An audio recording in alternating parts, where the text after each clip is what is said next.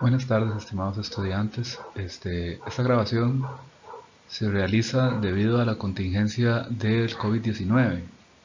Este material será utilizado como consulta para ustedes previo a la aplicación de la segunda prueba escrita ordinaria de la asignatura de Microeconomía, código 245. Este material va a ser parte de 3 videos que vamos a preparar, uno correspondiente al capítulo 17, uno correspondiente al capítulo 18 y uno correspondiente al capítulo 19. Es decir, los últimos materiales que estarán disponibles.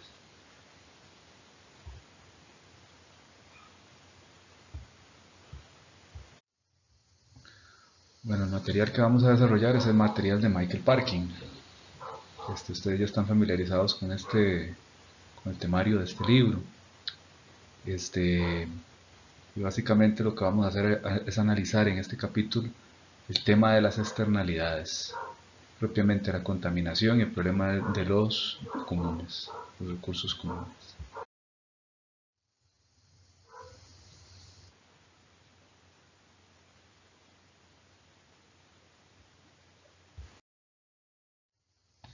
En este capítulo vamos a estudiar por qué los costos externos producen una falla de mercado y demasiada contaminación y cómo los derechos de la propiedad y las elecciones públicas permiten alcanzar un resultado eficiente.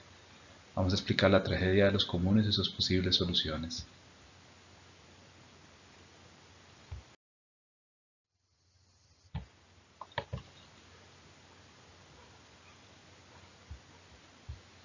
¿Cómo podríamos usar menos el carbón, el gas natural y el petróleo para reducir la contaminación del área y el calentamiento global? ¿Qué podemos hacer para conservar las reservas de los peces en el océano y evitar la extinción de las especies amenazadas? Estas preguntas surgen porque algunas de nuestras elecciones imponen costos en los demás, los famosos costos externos, que no consideramos al hacer nuestras elecciones. ¿Cómo se nos puede conducir a tomar estos costos en consideración? Bueno, mediante el estudio de las externalidades. Una externalidad es un costo o un beneficio que surge de la producción y recae en alguien distinto del productor, o un costo o un beneficio que resulta del consumo y recae en alguien distinto del consumidor. Una externalidad negativa, no importa si esta es de consumo o de producción, siempre impone un costo externo.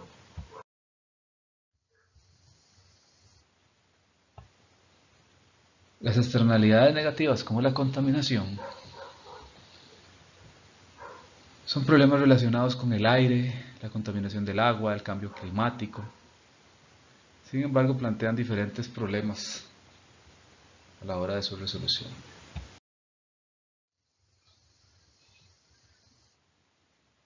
La emisión de CO2 es un fenómeno global que presenta un problema para todos. Estados Unidos y China, cada uno por su parte, emiten aproximadamente una cuarta parte de todo el CO2 vertido a la atmósfera global en un año. Si ustedes recuerdan de la asignatura de Economía General, al inicio se mencionaba el problema de la disyuntiva que deben enfrentar las sociedades. Estos países son países grandes e industrializados y deben enfrentar una disyuntiva. Deben enfrentar la disyuntiva de producir para proveer bienes y servicios para una demanda agregada muy extensa, como Estados Unidos y China. Estados Unidos tiene aproximadamente unos 350 millones de habitantes, 360, y China tiene alrededor de 1350. Entonces, satisfacer todas esas necesidades es un problema muy complejo. Y a partir de este problema es que se valora primero la satisfacción de necesidades y después la contaminación que pueda conllevar la producción de los bienes y servicios para la satisfacción de esas necesidades. Y es precisamente a partir de ahí que surgen los problemas con las plantas generadoras de energía eléctrica, los vehículos motorizados y los procesos industriales, ya que ellos son las principales fuentes de contaminación atmosférica y emisiones globales del CO2. Los efectos de la contaminación implican que la producción y el consumo imponen costos que no se consideran íntegramente cuando se toma la... Ahora, esto es tema de examen. ¿Cuánto se debe producir y cuánto contaminar? Un costo privado es un costo que recae en el productor. Costo marginal privado es un costo privado de producir una unidad más de un bien o servicio. Un costo de producción externo es aquel que no recae en el productor, sino en otras instancias. El costo marginal externo es el costo de producir una unidad más de un bien y servicio y que recae en personas distintas del productor. Ahora, ¿cuáles son las externalidades negativas? Bueno, empezamos por la contaminación. Para poder visualizar, para poder analizar en qué consiste la contaminación, es necesario primero definir qué es el costo marginal social. El costo marginal social es el costo marginal en el que incurre la sociedad en su totalidad, incluyendo al productor del bien o servicio y cualquier otra persona sobre la que recaiga el costo. El costo marginal social es la suma del costo marginal privado y el costo marginal externo. Aunque aquí expresamos los costos en términos de unidades monetarias, recuerde que estas representan el valor de la oportunidad a la que se renuncia. El costo marginal privado, el costo marginal externo y el costo marginal social aumentan con la producción.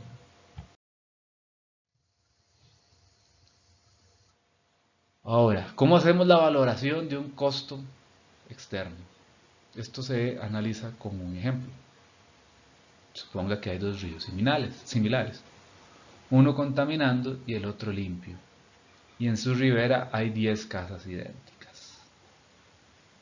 Las casas que se ubican a orillas del río limpio se alquilan por $2,000 al mes, y las que están al lado del río contaminado tienen un alquiler de $1,500 por mes. Ahora, si la contaminación es la única diferencia detectable entre las casas, la divergencia de $500 mensuales en el alquiler representa el costo de la contaminación por cada casa. Habiendo 10 casas a orillas del río contaminado, el costo externo de la polución asciende a $5,000 por mes. ¿Por qué? Porque lo que hacemos es tomar $500, multiplicarlos por las 10 casas que se encuentran ubicadas al lado del río contaminado, y así establecemos la diferencia con respecto a las casas que están al lado del río limpio. Ahora, en este gráfico, en la figura 17.1, se presenta la relación entre el costo externo y la producción en una industria de pintura que contamina un río. Como ustedes pueden observar, el precio y el costo marginal tienen una pendiente creciente. Y en este caso, al productor le cuesta $1 por galón producir 3 millones de galones de pintura. Es decir, el productor produce 3 millones de galones de pintura a un costo de $1.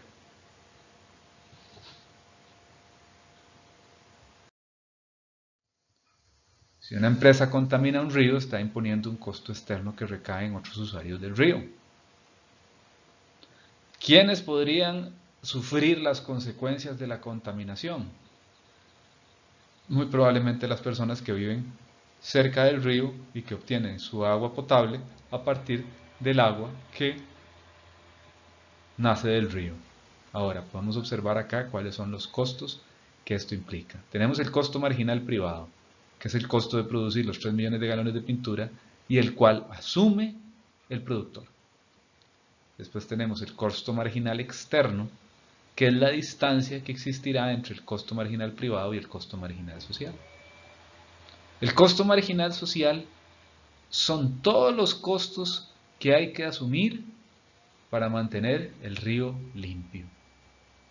Así pues, se puede observar que al dólar que cuesta producir los 3 millones de galones de pintura por unidad, obviamente, hay que agregarle 75 centavos de dólar, muy probablemente para asumir el costo de la limpieza del río. A la diferencia entre ambos, que como podemos observar acá, el costo marginal social será de 1,75 y el costo marginal privado será de $1, a la diferencia entre ambos, que son 75 centavos, es lo que llamamos el costo marginal externo.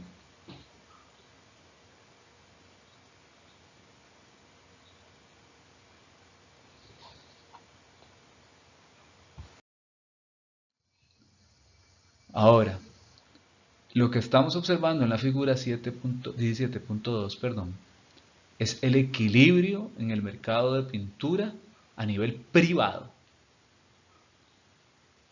es un mercado que no se encuentra regulado de ninguna forma y que por lo tanto la demanda social de pintura está ilustrada en la línea con pendiente negativa que ustedes pueden observar en el gráfico. Acá.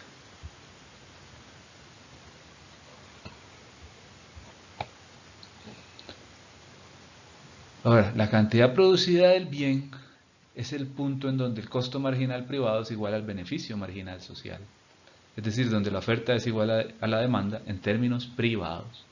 Y como se puede observar acá, se demandan 3 millones de galones de pintura al mes a un costo y a un precio de $1.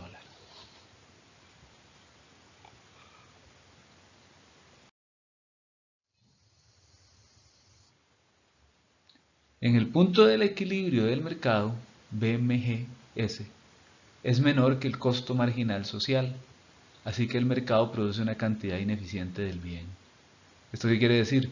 Produce 3 millones de galones de pintura contaminando muchísimo, cuando en realidad debería estar produciendo mucho menos para poder mantener un equilibrio sostenible en términos de producción a nivel privado y sostenibilidad a nivel social. Como ustedes pueden observar, el costo marginal social, una vez que surge, tiene su inicio acá, en el mismo inicio que tiene el costo marginal privado. Sin embargo, tiene una pendiente más pronunciada. Como podemos observar, el equilibrio a nivel privado, a nivel social se daría en $1,25 y la producción sería de 2 millones de galones de pintura.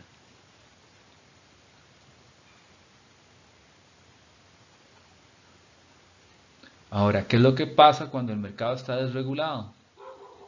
Bueno, que el mercado genera una pérdida irrecuperable en términos de contaminación.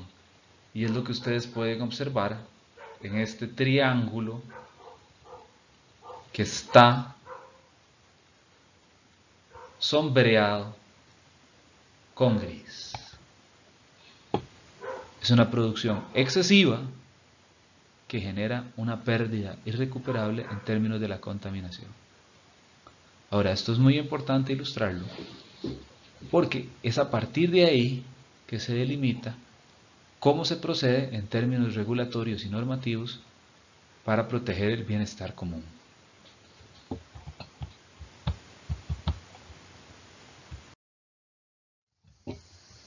¿Cómo se puede remediar la ineficiencia? Bueno, primero podemos establecer derechos de propiedad. Segundo, se puede hacer obligatorio el uso de tecnologías limpias. Y tercero, se pueden establecer impuestos o permisos de emisión negociables, es decir, crear un mercado de contaminación. Y pagar muchísimo más para contaminar más. Veamos cómo funciona cada uno de estos métodos. Los derechos de propiedad son títulos legalmente establecidos que amparan la propiedad, el uso y la eliminación de factores de producción y bienes y servicios que se hacen valer a través de los tribunales. El establecimiento de derechos de propiedad puede confrontar a los productores con los costos de sus acciones y ofrecer incentivos para asignar eficientemente los recursos. Los productores que poseen derechos de propiedad pueden responder de dos maneras: usando una tecnología de reducción de contaminantes, produciendo menos y contaminando menos. Una tecnología de reducción de contaminantes es una tecnología de producción que reduce o elimina la contaminación. Los productores considerarán estas dos alternativas y adoptarán aquella que les sea menos costosa.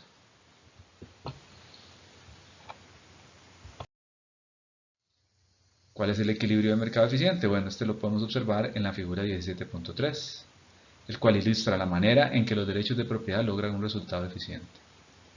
El productor del bien carga con todos los costos, así que costo marginal es igual a costo marginal social. El resultado del mercado es eficiente, porque la cantidad producida del bien, costo marginal social, es igual al beneficio marginal social. El productor carga con el costo de la contaminación o la reducción. ¿Cuál es la base teórica para establecer los derechos de propiedad? Bueno, el teorema de Coase, que establece que para que esto tenga algún tipo de efecto positivo, muy pocas partes deben de estar involucradas. Si muchas partes están involucradas, los costos de monitoreo son demasiado altos. Por eso COS establecía que deben ser pocos los involucrados. Que también deben existir costos bajos de transacción. ¿Esto qué quiere decir? Crear un título de propiedad o traspasar un título de propiedad debe ser algo relativamente ágil y barato. Si es muy caro crear la escritura de una zona en particular, y son varios los involucrados, el teorema de Coase establece que lo más conveniente es no establecer un derecho de propiedad.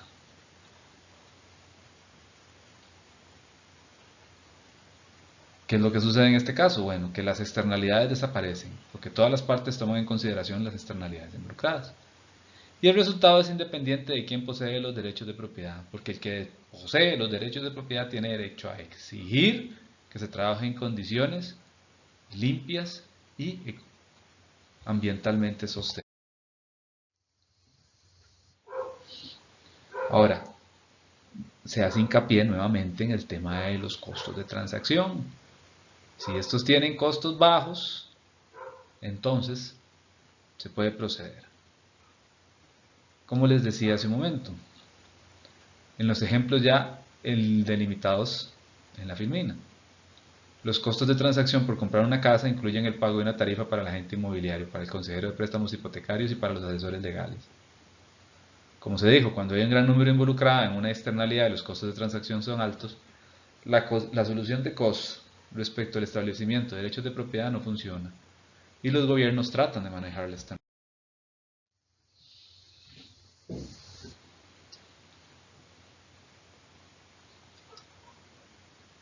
La obligación del uso de tecnologías limpias.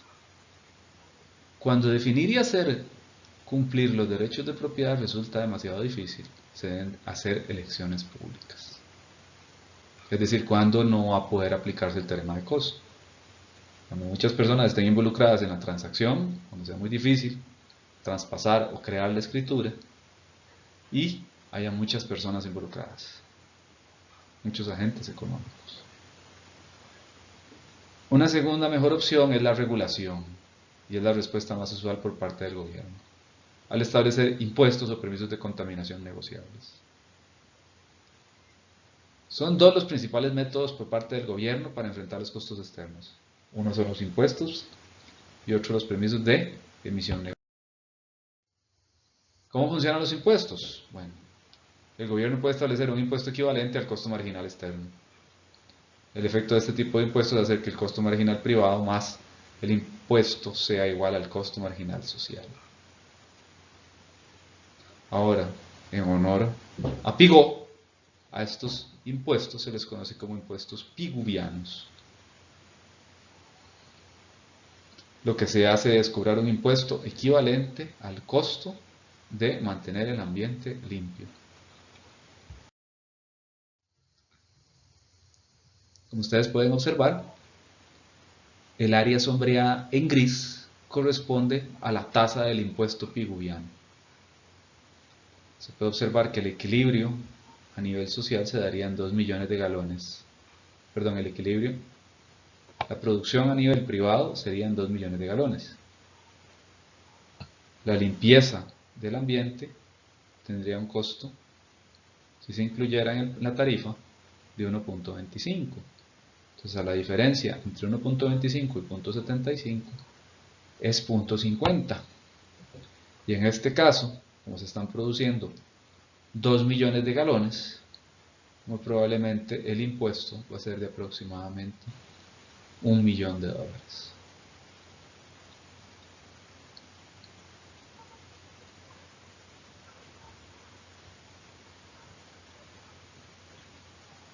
Ahora, se puede observar el equilibrio social en la oferta, perdón, el costo marginal social, que es la línea anaranjada. A la diferencia entre ambos es lo que se le conoce como impuesto a la contaminación y el cual es equivalente al costo marginal externo.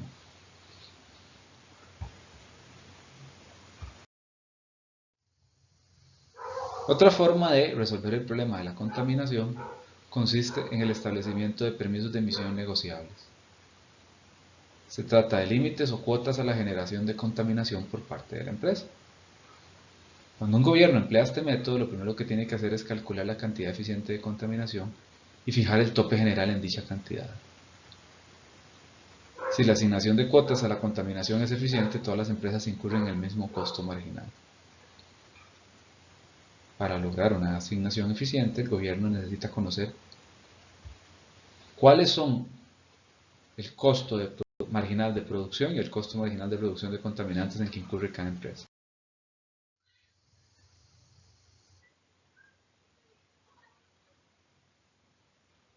¿Cómo se resuelve esto? Bueno, el gobierno resuelve el problema de asignación haciendo una distribución inicial del tope de todas las empresas y permitiéndoles comerciar en el mercado de permisos de contaminación.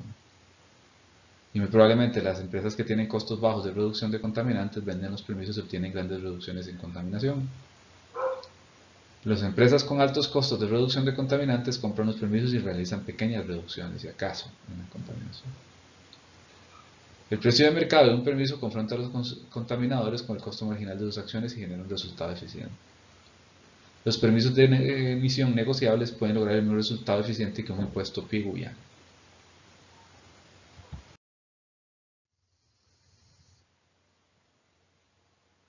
Ahora, ¿cómo se enfrenta el problema de la externalidad global?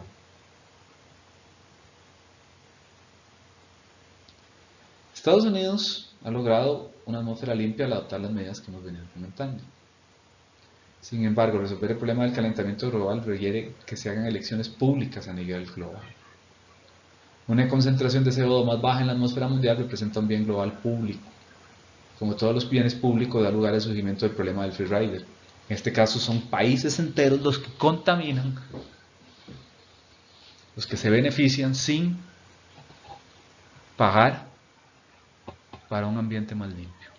Por su parte, la reducción de emisiones de carbono provoca lo que se conoce como un escape de carbono, que es la tendencia de que quienes no participan en la reducción aumenten sus emisiones. El único intento de gran calado para la coordinación internacional de reducciones de emisiones de carbono es el Protocolo de Kioto, firmado por 37 países, y el cual no fue ratificado por Estados Unidos y Canadá renunció. En algunos casos, como los de Australia y la Columbia Británica canadiense, se han introducido impuestos a las emisiones de carbono. Otros, como el del Reino Unido, cuentan con el equivalente de un impuesto parcial a las emisiones de carbono en el gravamen de la gasolina. El problema acá es que los países no tienen un incentivo real para participar debido a que se presenta el problema del free rider o problema del parásito. Entonces, de no contar con un mecanismo para obligarlos a participar en un programa global de reducción de emisiones de carbono, los países tienen un incentivo para dejar la tarea en las manos de otros. Es decir, se presenta el mismo problema que tienen los bienes públicos, solo que a nivel global.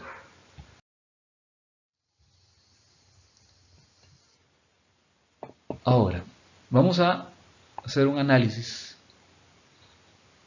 de otro tema que, aunque tiene que ver con externalidades, no está directamente vinculado con la limpieza de la atmósfera, sino que esto tiene que ver más bien con el uso sostenible de los recursos. Y en este caso estamos haciendo referencia a la tragedia de los comunes. ¿A qué se refiere la tragedia de los comunes? Bueno, es la sobreutilización de un recurso común como resultado de que sus usuarios no tengan incentivos para conservarlo y emplearlo de forma sustentable. Algunos ejemplos de este fenómeno incluyen la pesca excesiva del bacalao en el Atlántico, del atún aleta amarilla del Pacífico y de las ballenas del Pacífico del Sur. Históricamente, esto puede ser identificado desde la sobreexplotación de los pastizales que rodeaban las villas británicas en la Edad Media. ¿En qué consiste el problema de la tragedia de los comunes? Bueno, surge del uso insostenible de un recurso común o el uso ineficiente de un recurso común. ¿Cuáles son los recursos comunes? Bueno, muchos recursos comunes son renovables, lo cual significa que se restituyen por sí mismos mediante el nacimiento y crecimiento de nuevos miembros de la población. Un recurso común se emplea de forma insostenible si su tasa de uso disminuye persistentemente sus reservas. Un recurso común se emplea de forma sostenible si su tasa de uso es menor que o igual a su tasa de renovación, de manera que sus reservas aumenten o se mantengan estables.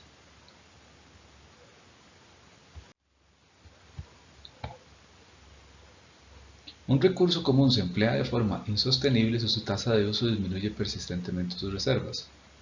Sin embargo, un recurso común también se puede emplear de forma sostenible si su tasa de uso es menor que o igual a su tasa de renovación, de manera que sus reservas aumenten o se mantengan estables. ¿Cuándo estamos discutiendo recursos comunes? Bueno, pues cuando hablamos de los pastos de los que se alimentan el ganado o de los pescados que son extraídos de la pesca en el océano. Estos son recursos comunes. Y como ustedes podrán valorar, hay recursos comunes que necesitan tiempo para reproducirse. Y ese es precisamente el problema de su uso desmedido, que no les da tiempo de reproducirse y por lo tanto esto socava su capacidad de reproducción en el futuro y por lo tanto también su consumo. Ahora, la figura 17.5 ilustra la curva de captura sostenible, la CCS. Conforme las reservas de peces se incrementan, la captura sostenible aumenta hasta alcanzar su máximo. Esto sucede en 300.000 toneladas de pescado al año.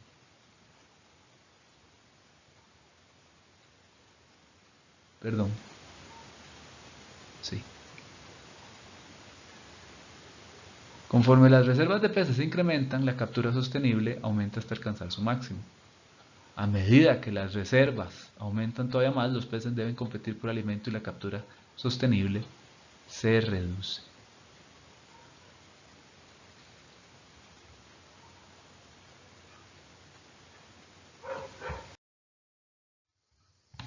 Observen ustedes. Si la captura es inferior al nivel sostenible con una reserva determinada, digamos en el punto Z, la reserva de peces se incrementa. Si la captura excede el nivel sostenible con una reserva determinada, digamos en el punto A, la reserva de peces se reduce. Es decir, si se están extrayendo 325 y son 300 lo necesario, entonces la reserva se reduce. La curva CCS muestra el nivel de captura sostenible para un nivel de reserva determinado y sin modificar dicha reserva.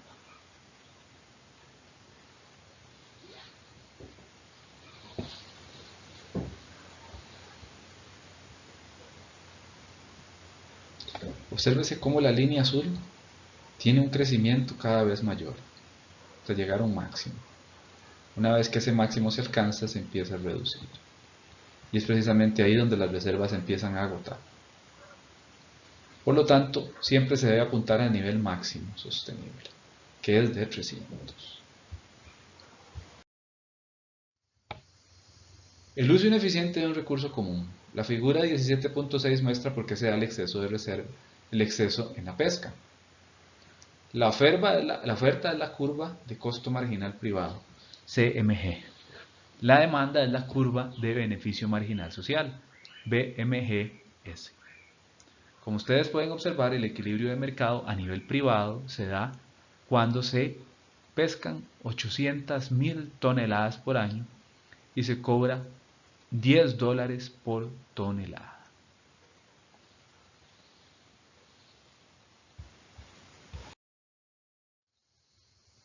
La curva de costo marginal social, delimitada con la línea amarilla, muestra la pérdida irrecuperable por pesca excesiva que se da cuando se extraen muchísimos más peces de los que es socialmente deseable extraer del agua.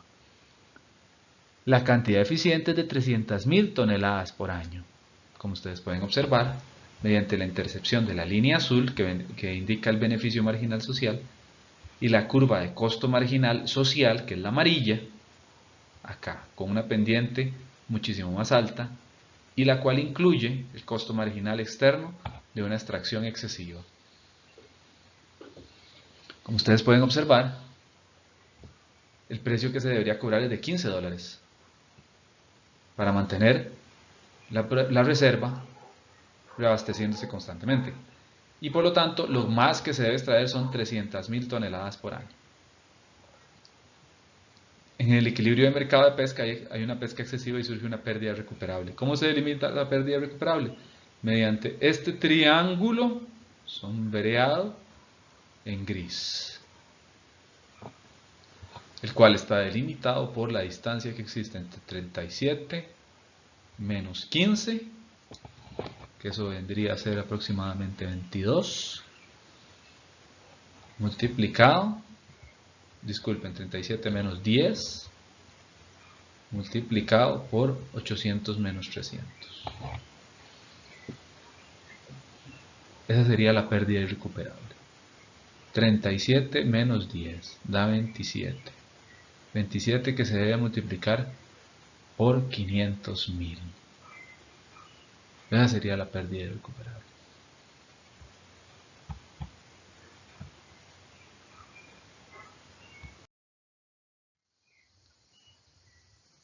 ¿Cómo se alcanza un uso eficiente de los recursos comunes?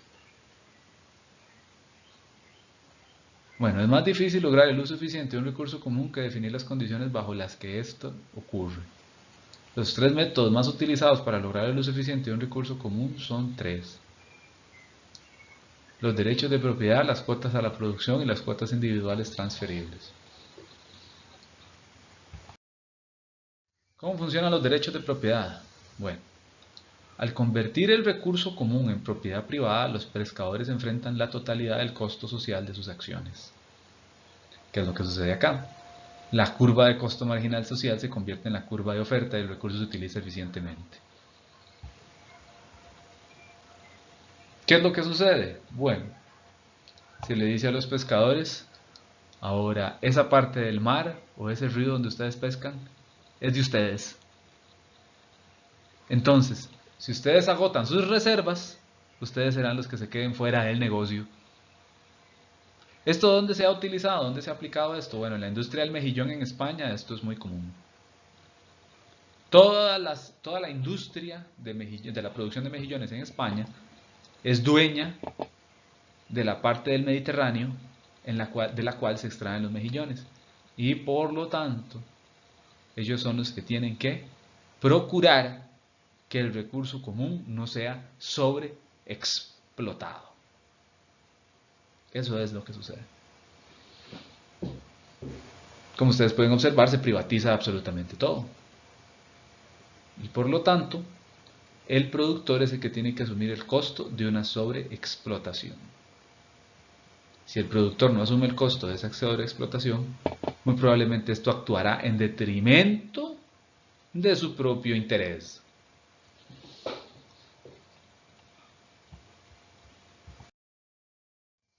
Se puede establecer una cuota a la producción. Al establecer una cuota a la producción en el punto de la cantidad eficiente, el recurso podría utilizarse eficientemente. La figura 17.8 muestra las utilidades económicas generadas por la tonelada marginal de pescado. Aquí podemos observar que lo que se establece es un límite a la producción por bote que puede obtener cada uno de los agentes económicos para mantener la producción sostenible en el tiempo. Si un pescador hace trampa, intentará aumentar su utilidad, por lo tanto existe un incentivo para pescar en exceso,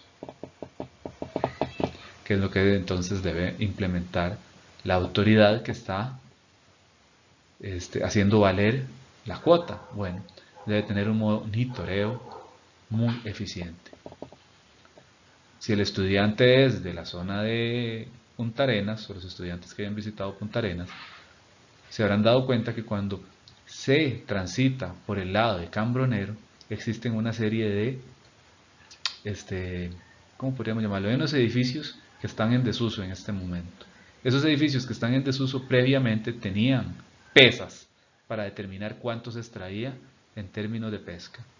Si esas pesas se pusieran en uso nuevamente, se podrían implementar este tipo de medidas para controlar la pesca de arrastre, que es un problema muy serio. Igual que sucede cuando se contamina el agua en los ríos para extraer ciertas cantidades de camarones. Es muchísimo más difícil pescar un camarón simplemente haciéndolo de forma artesanal a contaminar el río. Cuando se contamina el río, se está incurriendo en este tipo de problemas.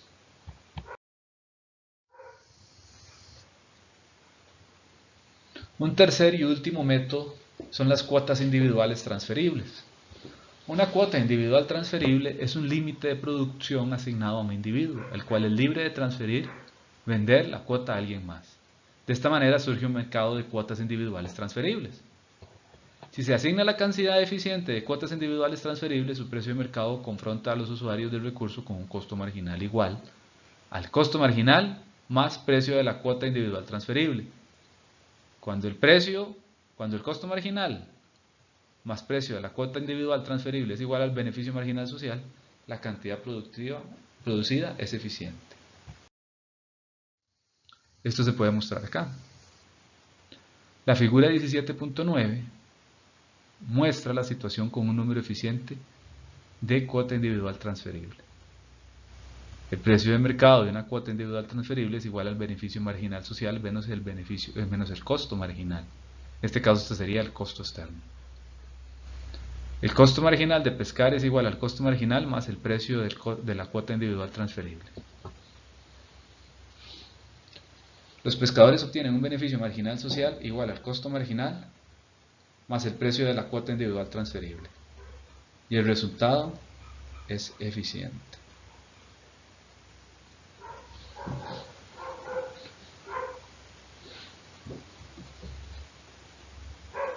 Muchas gracias por haber prestado atención a esta presentación. A continuación, damos por concluida esta primera presentación.